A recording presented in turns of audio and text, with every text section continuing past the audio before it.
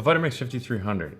It was originally a Costco exclusive and now it's sold direct. You can buy it direct from Vitamix. You take the bottom of a 5200 and the top of a 7500, mix them together, leaving you with that low profile 64-ounce container on top, that classic base on the bottom with an additional on-off switch on the bottom with a little blue light that's good for extra safety if you have kids or cats in the house who like to push buttons, and a dedicated pulse button.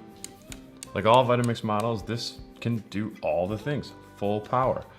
Smoothies, hot soups, ice cream, nut butters. The only drawback is that it's not compatible with the 8 and 20 ounce containers or the food processor attachment. But the 5300 is one that you see on sale a lot. And if it's at a sale price, any sale price, yes, you should get it. And if it happens to be a certified reconditioned 5300, just know that we buy reconditioned models for friends. They're like new, you can hardly tell the difference.